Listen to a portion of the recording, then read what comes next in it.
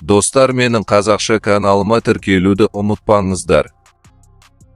Мен Ербол едім, 28-дегі жас жігіт.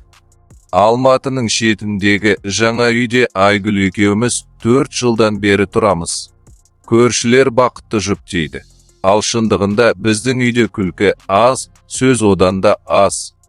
Айгүл жақсы әйел, адал, үнемшіл, бірақ жүрегі суықтау. Кейде түнде қасымда жатқанда, оның тынысы бір қалыпты. Жүрегі менің жүрегіммен үндеспейтінін сеземін. Балалы болмадық. Дәрігерлер екі жақтан да кінә жоқ деді. Бірақ кінә бар сияқты. Біз бірімізге деген құмарлықты өлтіріп алғанбыз. Айгүлдің кіші сіңілісі Айым былтыр ғана мектеп бітіріп, Алматыға оқуға түсуге келді. 19-ға жаңа толған. Біздің үйде уақытша тұрып жатыр. Алғаш келгенде қызарақтап, үнемі аға деп сызылып сөйлейтін. Мен оған ағалық көзбен қарадым. Расында да қарадым ба?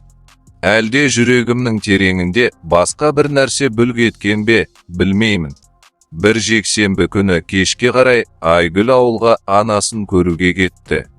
Үйде екеуміз ғана қалдық. Мен жұмыстан шаршап келдім. Душ қабылдадым. Шықсам, Айым дәлізде тұр екен. Шашы дымқыл, үстінде қысқа ғана жеңіл көйлек. Иығынан төмен қарай су тамшылары сырғып барады. Ол мені көріп, ұялып, қолындағы сүлгімен иығын жауып үлгерді. Бірақ сол бір сәтте, сол бір тамшылар кеудесіне жеткенше төмен сырғанап бара жатқанда, ішімде бірдеңе сынып кетті. Қарап тұра алмадым. Көзім оның мойнының елімінен, иығының нәзік сызығынан, ернінің аз ғана ашылып қалғанынан айырыла алмады. Ол да менің қарап тұрғанымды сезді. Көздеріміз түйісті. 1 секунд, 2 секунд. Әлде мәңгілік пе, білмеймін. Содан кейін ол бөлмесіне қашып кетті. Есігін тарс жапты. Мен орнымда тастай қатып қалдым. Ішімде дауыл. Бұл не? Деп өзімнен сұрадым. Бұл балдызым ғой. Айгүлдің сіңілісі. Кіші қыз. Тыйым салынған. Бірақ жүрегім тыйым деген сөзді естігісі келмеді. Ол соғып жатыр еді. Қатты. Бір түрлі. Алғаш рет. 2 бөлім. Кездейсоқ тиісудің дәмі. Келесі күні таңертең Айым ерте тұрып, кофе қайнатып қойыпты. Ас үйде кездестік. Ол әдеттегіден де қызарақтап, көзін төмен салған күйі тұр. Мен де ыңғайсыздандым. Қайырлы таң дедім. Дауысым өзімдікі емес сияқты шықты. Ол сыбырлап жауап берді де, тезірек кеткісі келгенде бөлмесіне қарай беттеді. Кешке қарай теледидар қарап отырдық. Айгүл әлі ауылда. Үйде тыныштық. Диванға екеуміз шетімізден отырдық. Арамызда 1 метрдей қашықтық. Бірақ сол қашықтық маған мәңгілік сияқты көрінді. Фильмде біреуді құшақтап жылап жатты. Мен оған қарамай, көзімнің қиығымен Айымға үңілдім. Ол аяғын бүгіп алып, тізесін құшақтап отыр. Саусақтары дірілдеп тұрған сияқты. Су ішпек болып тұрдым, кілемнің шетіндегі бүкпе аяғымды іліп кетті. Тепе теңдігімді жоғалтып, тура Айымға құладым. Қолым белінен ұстап қалды. Ол ақтеп, үрейленіп кетті. Бір сәтте беттеріміз бір-біріне өте жақын болды. Тынысы жүзіме тиді, жылы, тәтті, хош есті. Көзінен қорқыныш та, таңданыс та әлде. Күтуме, көрінді. Мен орнымнан тұруға асықпадым. Ол да қозғалмады. Қолым әлі белінде. Саусақтарым оның жіңішке белінің қисығын сезіп тұр. Жүрегім құлағымда гүрілдеп соғып жатыр. Кешір дедім сыбырлап. Ол ештеңе демеді. Тек ерні дірілдеді. Кішкентай ғана. Бірақ сол діріл мені өртеп жіберді. Содан кейін ол баяу, өте баяу, қолын көтеріп, менің иығыма қойды. Саусақтары дірілдеп, жеңімді қыса ұстады. Ол мені итеріп жібергісі келмеді. Ол мені жақынырақ тартқысы келді. Мен түсіндім. Жүрегіммен түсіндім. 1 секунд, 2 секунд. Әлде мәңгілік пе сосын ол басын шайқады. Көзінде жас жылтылды. Аға, бұл дұрыс емес қой деді даусы қалтырап. Мен жауап бере алмадым. Өйткені шын мәнінде дұрыс емес еді. Бірақ сол сәтте мен дұрыстық пен бұрыстықты ойлаған жоқпын. Мен тек айымның ернінің аз ғана ашылып тұрғанын, мойнының нәзік иілімін, жүрегімнің оның жүрегіне жауап беріп соғып жатқанын ғана ойладым. Ол тұра салып, бөлмесіне қашып кетті. Есігін жаппады. Жай ғана жауып қойды. Мен диванда қалдым. Қолым әлі оның белін құшақтап тұрғандай. Жүрегім әлі соғып жатыр қатты тыйым салынған ырғақпен. Бірақ тоқтата алмадым. Тоқтағым да келмеді, сол түні ұйықтаған жоқпын. Сағат түнгі 2 болғанда телефон шырылдады. Экранда айым хат аға. Ұйықтай алмай жатырмын. Сіздің қолыңыз әлі белімде сияқты. Не істеп жатырмыз, біз мен жауап жазбадым. Бірақ төсектен тұрып, оның есігінің алдына бардым. Есіктің астынан жарық көрінді. Ол да ұйықтамапты.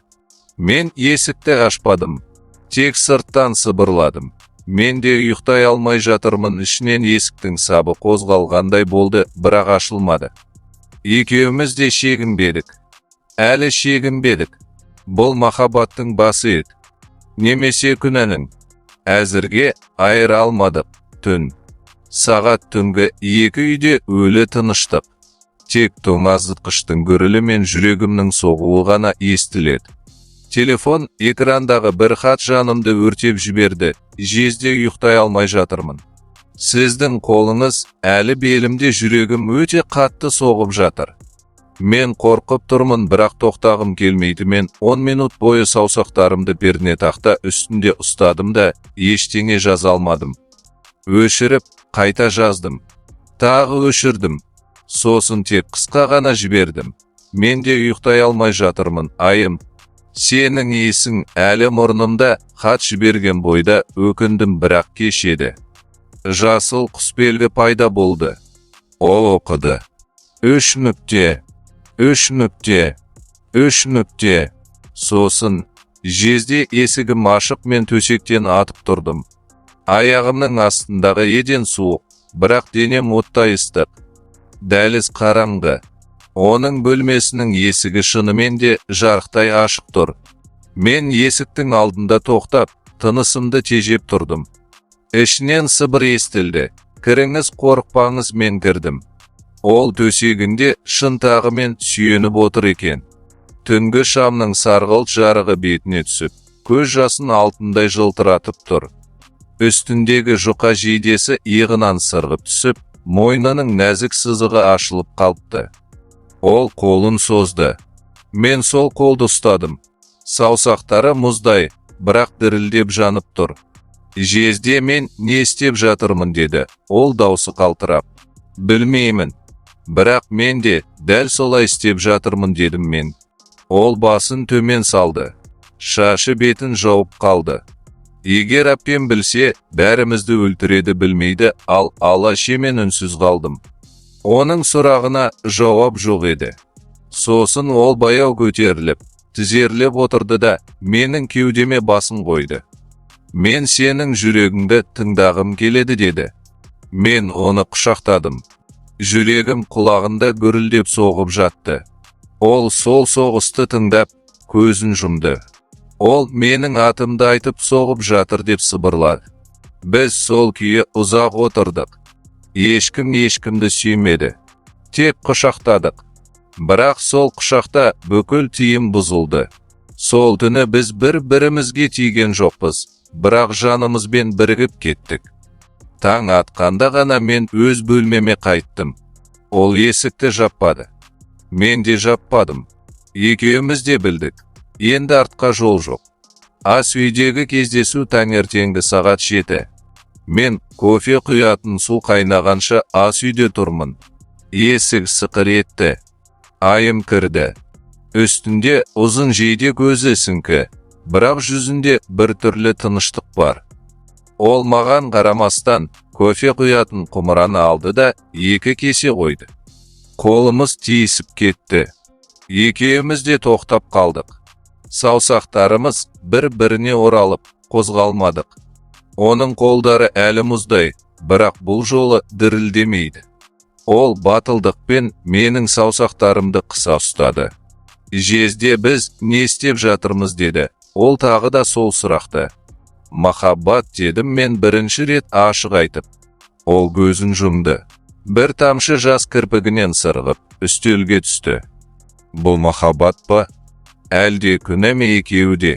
Бірақ мен екеуін де таңдаймын. Егер сен менімен болсаң. Ол басын изеді. Сосын баяу, өте баяу маған жақындады. Бетіміз бір-біріне тиер-тиместің алдында тоқтады. Тынысы тарылып тұр. Мен қорқамын. Бірақ одан да қатты қалаймын деді. Ол сосын ол мені сүйді. Алғашқы сүйіс өте ұялшақ еді. Жүрегіміз бір ритммен соқты. Кофе құмырасы қайнап, бу шығарып жатты. Бірақ біз ештеңе естіген жоқпыз. Жезде мен өмірімде ешкімді сүймеппін.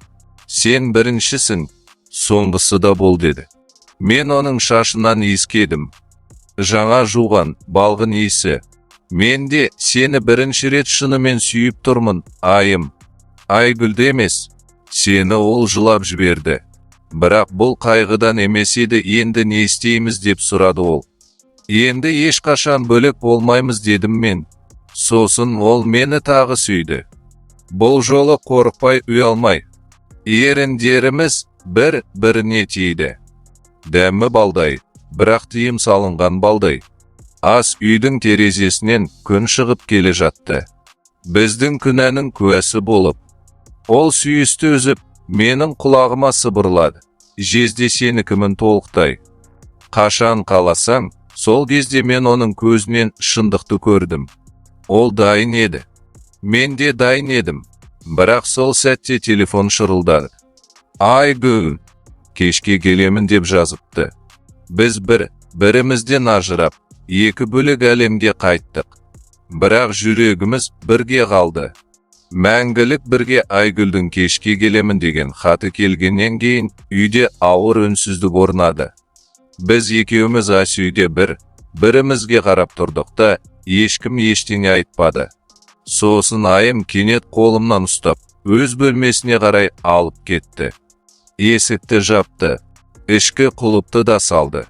Бұл екеуміздің алғаш рет есікті жауып, сыртқы әлемді толықтай өшіргеніміз еді. Ол менің алдыма келіп, тізерлеп отырды. Көзін көтермей жезде мен қорқып тұрмын. Бірақ қазір сенің қасыңда болмасам, өліп қалармын. Мен оны иығынан көтеріп, төсекке отырғыздым. Өзім қасына отырдым. Қорықпа. Мен бармын, ол басын изеді. Жоқ. Мен қорықпаймын. Келесі күндері біз есалаң болдық. Айгүл үйге қайтқан соңда, біз бір-бірімізге тиген сайын қолымыз дірілдейтін болды. Күндіз Айгүлдің көзінше сыпайы, сырттай жезде балдызбыз. Бірақ түнде, Айгүл ұйықтап кеткенде, мен аяқ ұшымен айымның бөлмесіне баратынмын. Есікті жауып құлыптадық. Сосын бірімізге телміріп, сағаттап жататынбыз. Ол ренжімейтін, тек мен саған сенемін деп құшақтайтын. Бірақ қорқыныш та күшейе түсті. Бір түні айым менің кеудемде жылап жатты. Жезде мен күнде кешке ұйықтар алдында дұға оқимын. Бірақ соңғы кезде Аллахым, мені кешір деп айта алмаймын. Өйткені мен кешіргім келмейді. Мен бұны қайта жасағым келеді. Мен оны құшақтап, мен де дұға оқи алмаймын. Бірақ сен үшін тозаққа да барамын дедім. Ол басын шайқады. Жоқ, біз тозаққа бармаймыз. Біздің махаббатымыз тозақты жеңеді. Сосын ол мені бетімнен қатты сүйді. Есікті ашып, дәлізге шыққанда, Айгүлдің бөлмесінің есігі аз ғана ашық еді. Ішінен тыныс естілді. Біз үнсіз қалдық. Бірақ жүрегіміз бірге соғып жатты.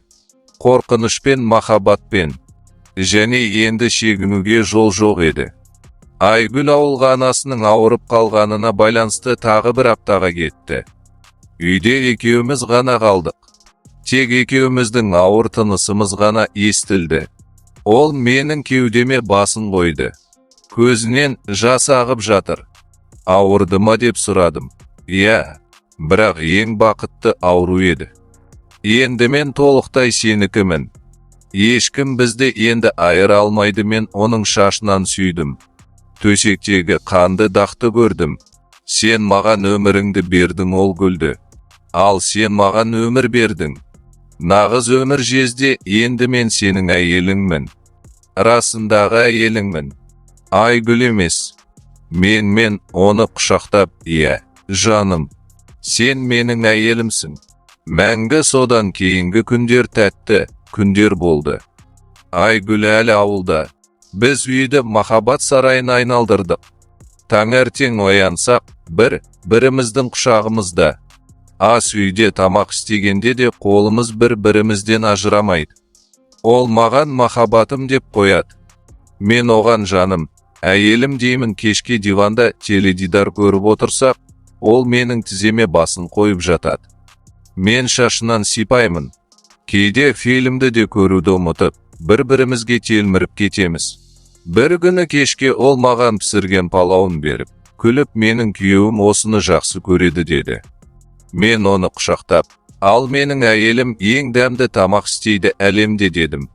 Біз солай өмір сүрдік. Күнә екенін біле тұра, тыйым салынғанын біле тұра, бірақ тоқтай алмадық. Тоқтағымыз да келмеді. Ол маған, сенің есіңді ескесем, басым айналады дейтін. Мен, сенің даусыңды естігенде жүрегім тоқтайды дейтінмін. Бір түні ол жылап жіберді. Не болды деп қорықтым. Ештеңе. Тек мен өте бақыттымын. Мен мұндай бақытты боламын деп ойламаппын. Сен мені өмірге қайта туғыздың. Мен оны құшақтап, ұзақ жыладым. Екеуміз бірге жыладық. Бақыттан, махаббаттан. Сол күндер біздің өміріміздің ең жарқын, ең қауіпті, ең тәтті күндер еді. Күнәнің дәмі балдай еді. Біз оны соңғы тамшысына дейін іштік. Айгүл үйге қайтқан күн. Кешке 7. Есік ашылғанда мен ас үйде едім. Айым дәлізде кір жайып тұрған. Екеуміздің де жүзіміз қызарып, көзіміз жалт етіп кетті. Айгүл сөмкесін қойып, терең демалды да, бір түрлі қарады. Үйде бір түрлі иіс бар сияқты деді, ол мұрнын тартып. Мен күлкімді зорға басып, не иісі? Кір жуып жатырмыз ғой дедім. Айгүл сөмкесін қойып, баяу бөлмелерді аралады. Айым бөлмесінің есігін ашып, ішке кірді. Біздің төсек әлі жиналмаған, жастықтар шашылып жатыр. Айгүл жастықты иіскеледі. Сосын менің жейдемді тауып алып, мұрнына апарды. Бұл әйелдің иісі деді, ол даусы дірілдеп. Менің жүрегім тоқтап қала жаздап. Айымның иісі шығар, кино көрдік дедім өтірік күліп. Айгүл маған қадала қарады. Көзі қанталап кеткен. Кино көрдіңдер ме? Неге екеуіңнің көздерің қызарып тұр? Неге? Айым сөйлемейді. Айым дәлізде тұрып, басын төмен салған. Айгүл оған жақындап барып, шашынан иіскеледі. Бұл менің иіс суым емес. Бұл басқа. Сосын кенет менің мойныма қарады. Онда кішкентай қызыл із әлі бар еді. Бұл не деп сұрады. Айгүл даусы суық болып. Мен қолыммен жауып, москит шақты дедім. Айгүл бір қадам артқа шегінді. Көзінде сенбеушілік, ашу, қорқыныш аралас. Мен ешкімнен күдіктенбеймін. Бірақ бір түрлісіңдер сендер деді де, сөмкесін алып, өз бөлмесіне кіріп кетті. Есігін тарс жапты. Біз екеуміз дәлізде тастай қатып қалдық. Айым маған қарады. Көзінде үрей. Жезде ол біліп қойды ма жоқ. Әлі білмейді. Бірақ сезіп жатыр. Сол түні Айгүл бізбен сөйлеспеді. Тамақ ішпеді. Телефонға үңіліп отырды. Мен оның қасына келгенде қол тигізбе деді суық үнмен. Түнгі 3-те мен төсекте жатсам, телефон шырылдады. Айымнан хат, мен қорқып жатырмын. Ол менің бөлмеме келіп, төсегімді иіскеледі. Кейін сенің жастығыңды алды да жылап кетті. Жезде не істейміз, мен жауап жаздым, ештеңе істемейміз. Ұйықта. Мен бәрін реттеймін, бірақ реттей алмадым. Ішімде дауыл. Айгүлдің көзіндегі сол көрініс ұйқымды ашты. Бір апта өтті. Айгүл үйде суық соғыс жүргізді. Бізбен сөйлеспейді, тамақ пісірмейді, кір жумайды. Айым екеуміз бірімізге қол тигізуге қорқатын болдық.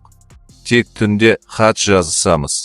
Бір күні таңертең айым ас үйге кіріп келді, көзі сіңкі. Жезде тест жасадым таңертең. 2 сызық. Ол маған тестті көрсетті. 2 сызық. Мен оны құшақтадым. Ол дірілдеп жылады. Жезде бала біздікі болады. Сенің балан. Мен оның ішінен сүйдім. Көзімне жас шықты. Қуаныштан да, қорқыныштан да. Не істейміз деп сұрады ол үрейленіп. Мен бірден шешім қабылдадым.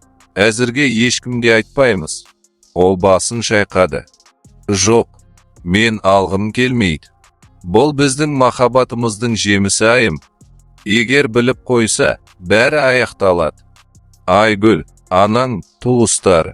Бәрі бізді аямайды, ол жылап тұрып. Маған барыбір баламды алдырмаймын, мен оны ұзақ құшақтадым. Жарайды, ойланайық, бірақ қазір ешкімге айтпа. Сол күні кешке Айгүл жұмыстан келді. Біз үшеуміз үнсіз отырдық. Айгүл кенет, айым, сен жүктісің бе деп сұрады. Біз екеуміз де қатып қалдық. Айым көзін төмен салды. Айгүл күлді. Қатты, ашулы күлкі. Мен бәрін білдім. Сенің төсегіңдегі дақтарды көрдім. Ерболдың телефондағы хаттарыңды оқыдым. Сендер, менің сіңілім мен күйеуім. Менің бөлмемде ол сөмкесінен айымның тестін шығарып лақтырды. Мынау не, мен орнымнан тұрдым. Айгүл, кешір, мен түсіндіремін, ол маған бір шапалақ ұрды. Қатты, түсіндіретін ештеңе жоқ. Сен менің өмірімді талқан еттің. Екеуің де, айым жылап тұрып, апке кешір. Мен оны сүйдім, ол мені сүйді. Айгүл оған қарап, кішкентай сіңілім. Сен менің күйеуіммен, менің төсегімде, менің иіс суымды иіскеп, менің күйеуімді сүйдің бе? Сосын ол телефонды алды да анасына қоңырау шалды. Анашым, келіңіз, менің сіңілім жүкті. Әкесі менің күйеуім телефонды қоя салып, маған қарады. Ербол, сен құрыдың, бүгіннен бастап, сен өлі адамсың. Айым еденге отырып алып, жылап жіберді. Мен оған жақындағым келді. Бірақ Айгүл ортамызға тұрды. Оған тиіспе. Ол енді сенікі емес. Ол ешкімдікі емес. Сол түні Айгүл есікті құлыптап, айымды өз бөлмесіне қамап қойды. Мен далада қалдым. Түнгі суықта. Телефонда айымның соңғы хаты: Жезде, мен сенікімін. Баламыз да сенікі. Мені тастама. Өтініш. Мен жауап жаздым. Ешқашан тастамаймын. Сені де, баламызды да, бірақ есік құлыптаулы еді. Үйдің ішінен Айгүлдің жылағаны естілді. 3 адамның өмірі бір сәтте қирады. Бірақ махаббатымыз әлі тірі еді. Қанша қираса да өлмейтін махаббат. Таңғы 6-да Айгүл айымның қолынан қатты ұстап, үйден шығарып алып кетті. Мен соңдарынан жүгіріп барып, есікті тарс жапты. Айгүл бұрылып, көзі қанталап, егер бір қадам жақындасаң, полиция шақырамын. Бұл қылмыс екенін білесің ғой. Айым жылап тұрып маған қарады. Көзінде өтініш: құтқар мені. Бірақ мен құтқара алмадым. Айгүл таксиге отырғызып кетіп қалды. Мен үйде қалдым. Сағаттар бойы есікті жұдырықтап ұрып, айымның атын айқайладым. Көршілер шықты. Біреуі телефон көтерді. Мен қашып кеттім. Көшеде жүріп, телефонға хат жаздым. Қайдасыңдар? Не істеп жатырсыңдар? Жауап келмеді. Түс ауа Айгүлден хат келді: емханадамыз. Бәрі бітті. Енді сен екеуміз де өлдік. Бірақ сен одан да жаман өлесің. Мен таксиге отырып, Ол жеке клиникаға жеттім. Есік алдында Айгүл темекі шегіп тұр. Мені көріп, күлді. Келдің бе? Кешіктің. Мен оған қол көтергім келді. Бірақ қолым дірілдеп түсіп кетті. Ол, менің балам еді дедім сынулы дауыспен. жоқ. Ол менің сіңілімнің ұяты еді, ішке кірдім. Айым процедуралық бөлмеден шығып келе жатты. Ақ халатты медбике оны қолтықтап ұстап тұр. Беті қағаздай аппақ. Ерні көгерген. Мені көріп, аяғы дірілдеп, еденге отыра кетті. Мен жүгіріп барып, оны құшақтадым. Ол маған тістеніп алды да, жезде баламызды мен кешір мені мен оның шашынан сүйдім. Жоқ, жаным, сен емес, мен кінәлімін, мен қорқып, сақтай алмадым. Дәрігер шықты. Еркек, 40-тың үстінде. Менің қолыма қағаз ұсынды. Енді 1-2 апта тыныштық керек. Егер қайта жүкті болса, қауіпті болады. Мен басымды изедім. Ештеңе айта алмадым. Айымды көтеріп, таксиге отырғыздым. Айгүл бізге қосылмады. Ол басқа таксиге отырып, ауылға кетті. Үйге жеткенде айым есікті ашып үлгермеді. Құсып жіберді. Мен оны арқалап, ваннаға алып кіріп, жуындырдым. Суық сумен. Ол дірілдеп, тістері соғылып тұрды. Мен, енді ешқашан ана бола алмаймын ба деп сұрады. Боласың. Біздің баламыз міндетті түрде болады. Тек қазір емес. Ол менің кеудеме басын қойып, ұзақ жылады. Сосын есінен танып қалды. Мен оны төсекке жатқызып, қасында отырдым. Қолын ұстадым. Оның іші әлі аз ғана дөңеседі. Мен сол ішке қолымды қойып, сыбырладым. Кешір бізді. Балам, біз саған лайық болмадық, бірақ бір күні қайтып келесің. Міндетті түрде. Сол түні айым ұйықтамады. Көзін ашып, төбеге қарап жатты. Жезде енді ешқашан бақытты болмаймын деді. Мен оны сүйдім. Боласың. Мен сені бақытты етемін. Қанша жыл керек болса да. Келесі күні Айгүл анасын ертіп келді. Үйге кірген бойда анасы айымды шашынан жұлды да, еденге құлатты. Қарғыс атқыр. Менің қызымды не еттің? Айым еденде жатып, басын көтермеді. Мен айымды қорғауға тұрдым. Анасы маған да шапты. Тырнағымен бетімді тырнап өтті. Еркек деген осы ма? Балдызына осылай жасай ма? Айгүл тұрды да, чемоданын жинай бастады. Мен кетемін. Ажырасуға арыз бердім. Үй саған қалады. Бірақ сендер екеуің жазаларыңды аласыңдар. Айым еденнен баяу көтерілді. Қаны тамып тұрған ернімен, апке, мен сені ренжіткім келмеді.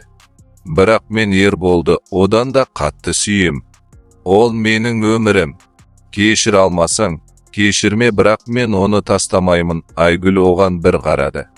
Көзінде жек көру, бірақ сонымен бірге қайғы да бар еді. Мен сені өсірдім. Мектепке апардым. Көйлек тігіп бердім. Ал сен, менің күйеуімді тартып алдың, жүкті болдың, енді қалай бетіңді көремін? Айым жылап тұрып, мен сенің орныңа ешқашан таласпадым. Мен тек сүйдім. Ол мені алғаш рет адам ретінде көрді. Менің жанымды көрді. Анасы қайта шапты. Бұл жолы Айгүл тоқтатты. Жетер, анашым, бәрі бітті. Олар енді бірінікі. Біздің отбасымыз өлді. Айгүл соңғы сөзін айтты. Ербол, сен мені өлтірдің. Сосын есікті тарс жауып кетті. Үйде тыныштық орнады.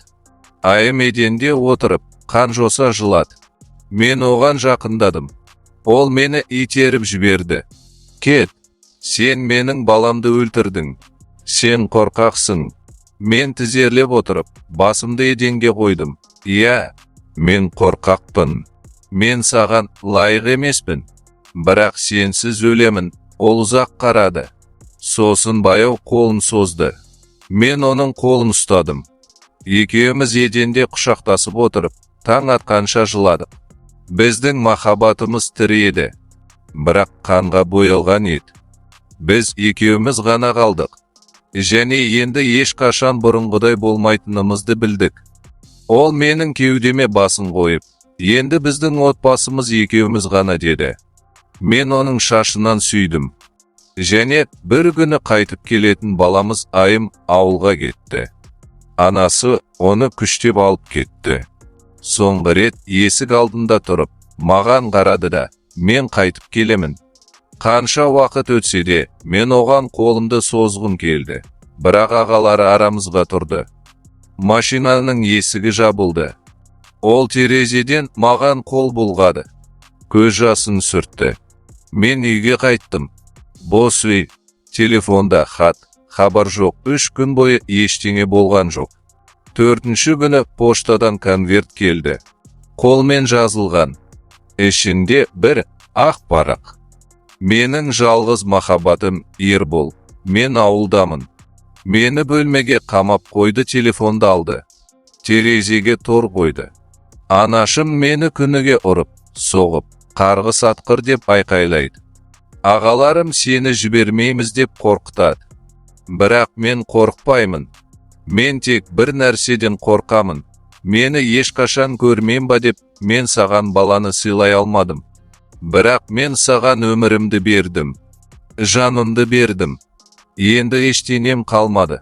Тек жүрегім ғана соғып тұр. Ол да сенің атыңды айтып соғады. Егер мен қайтпасам, мені кешір. Егер қайтып келсем, мені ешқашан жіберме. Мен сені өмір бойы сүйемін. Тірі кезімде де, өлген кезімде де. Сенің мәңгілік қарлығашың. Айым хатты оқып болған соң, мен еденге отырып алып, ұзақ жыладым. Еркек адамның жылағаны еді бұл. Бірінші рет. Сосын чемоданымды жинадым. Бір ақ шешім болды. Барып, Айымды алып кетемін. Қанша адам қарсы болса да. Мен есікті жауып, кілтті бұрып тастадым. Ескі өмір бітті. Жаңа өмір басталды. Айымды алып кетуге. Бірге өлуге немесе бірге өмірге қайта тууға. Басқа жол жоқ еді, бірақ оны маған бермеді, ағалары мені кіргізбеді. Айым кеткеннен кейінгі алғашқы апта өлі апта еді. Үйдің әр бұрышы оның иісімен толы. Төсекте оның шашының бір талын тауып алып, сағаттап иіскедім. Ас үйде оның сүйіп ішетін кесесі тұр. Ішінде әлі кофе қалдығы бар. Мен сол кесені жумадым. Тек ернінің ізін саусағыммен сипадым. Түнде ұйықтай алмадым. Телефонды ашып, оның соңғы хаттарын қайта оқимын. Жезде мен сені сағындым, жезде, мені ұмытпа, жезде, мені құтқар. Соңғы хатты оқыған сайын жүрегім қан жылайды. Мен іштім. Бірінші рет өмірімде араққа сүйендім. Бөтелкені бітіріп, еденде жатып алып, Айымның атын айқайладым. Көршілер есік соқты. Мен ашпадым, мен жалғыз қалдым, жұмысқа бармадым. Телефонды өшірдім. Достарым іздеді, жауап бермедім. Мен тірі өлікке айналдым. Тек бір ой ғана тірі ұстады. Оны алып кетуім керек. 15-ші күні түнде есік қоңырауы соғылды. Сағат түнгі 2 мен аштым. Алдымда Айым тұр. Жүдеп кеткен. Бет сүйегі шығып, ерні жарылып, мойнында көгерудің іздері. Қолында кішкентай ғана сөмке. Ол маған бір қарады да, еденге құлады. Мен оны құшақтап, ішке кіргіздім. Есікті құлыптадым. Ол есін жиғанда, бірінші сөзі жезде, мен қашып келдім. Бізді енді ешкім ажырата алмайды, ол айтып берді. Анасы оны бөлмеге қамап, күніге ұрыпты. Бірақ ол түнде терезені бұзып, арқанмен түсіп, автобусқа отырып, Алматыға қашыпты. Ақшасы жоқ. Жолда 2 күн аш жүріпті. Мен өлетін болсам да, сенің қасыңда өлемін деді. Мен оны жуындырдым, тамақ бердім, төсекке жатқыздым. Ол менің кеудеме басын қойып, бірден ұйықтап қалды. Мен оның шашынан сипап, төбеге қарап отырдым, көзімнен жас ағып жатты. Менің қарлығашым қайтып келді. Енді ешкім мал алмайды. Біз жаңа пәтер жалдадық, ескі үйді саттым. Бәрін тастадым. Жаңа ауданда, ешкім танымайтын жерде кішкентай 2 бөлмелі пәтер. Біз енді күйеу мен әйел сияқты өмір сүрдік, үйленбедік, бірақ жүрегімізбен үйлендік.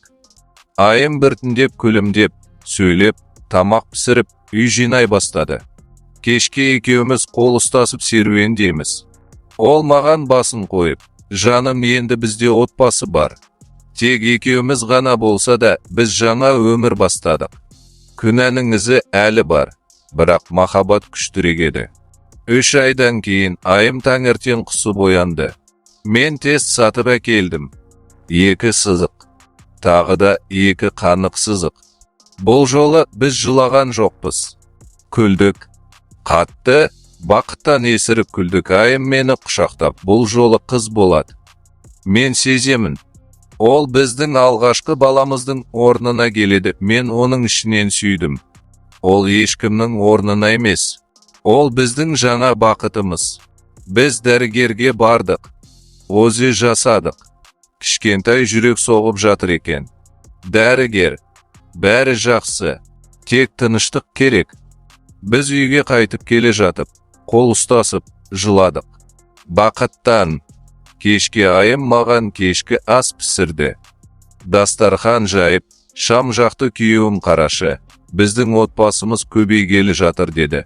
Ол көзінде жас жылтылдап, мен оның қолынан ұстадым. Әйелім, енді ешкім бізді ажырата алмайды. Тіпті өлсек те бірге өлеміз. Сол түні біз төсекте ұзақ жаттық. Оның үшін сүйдім, баламен сөйлестім.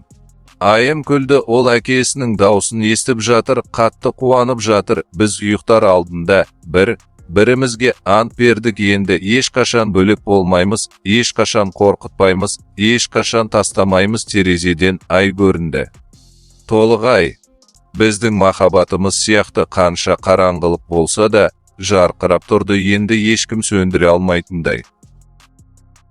Әңгіменің соңы.